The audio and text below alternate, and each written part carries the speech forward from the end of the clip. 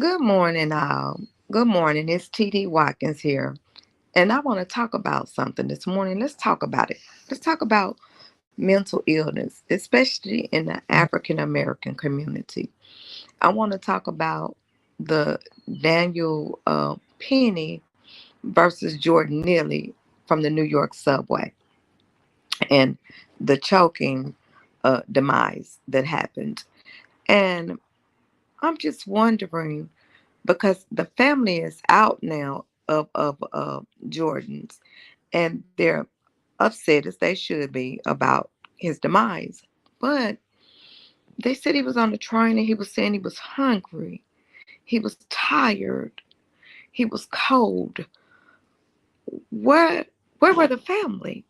You know, I myself have a son that's schizophrenic, and it's extremely difficult. It's extremely tiring.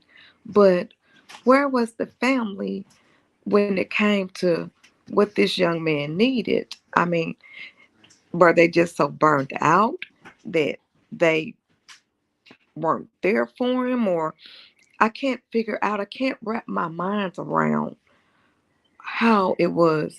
He was on a subway and this was allowed to happen because he was hungry. That's the part I cannot wrap my mind around because I don't care how uh what's the word I want to use, different they behave, and especially when they're not taking their medicines. You still should have families that are there for you to be able to say, hey, you got to take your medicine. You got to take it. Hey, come on in here and get something to eat because they don't eat like regular people do. It's something about the texture with them. But Jordan said that he was hungry. He said that he was hungry. So in that case, I've got to ask, where was the family? What was going on that he didn't have anybody that he could go to say, hey, I need something to eat? What was going on that they weren't able to get in touch with him? If nothing else, somebody should have had a cheap cell phone plan so that they could be able to keep up with this young man.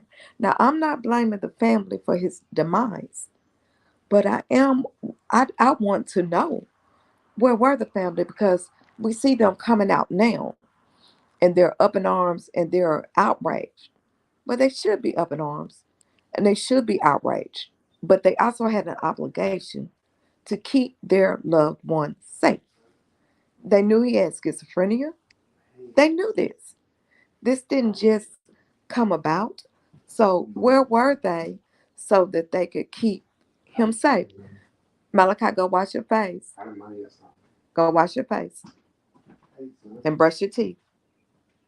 See, that was mine right there that I was talking to because he's pacing and he's talking. He just took his medicine this morning.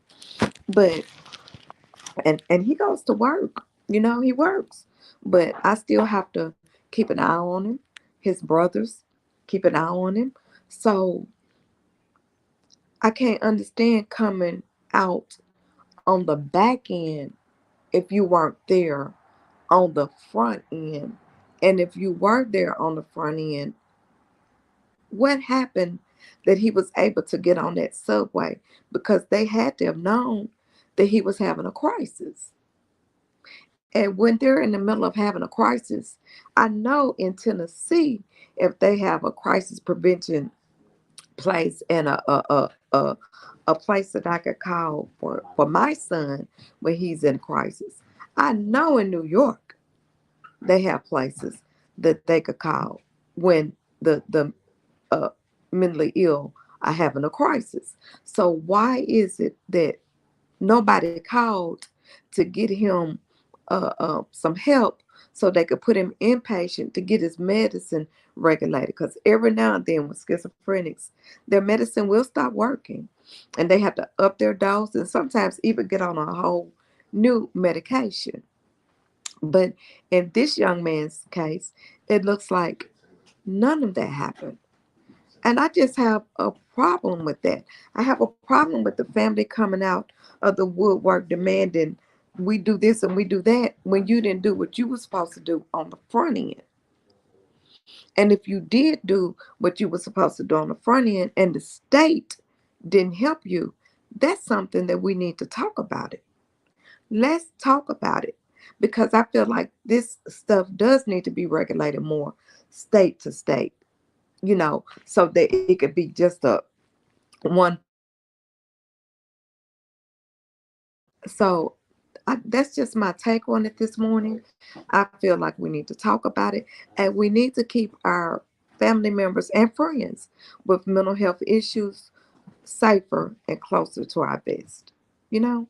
So not to blame anybody, but we do need to talk about it. We need to stop this stuff from happening on the back end and do more on the front end. So this has been TD today. That was just my thoughts on it.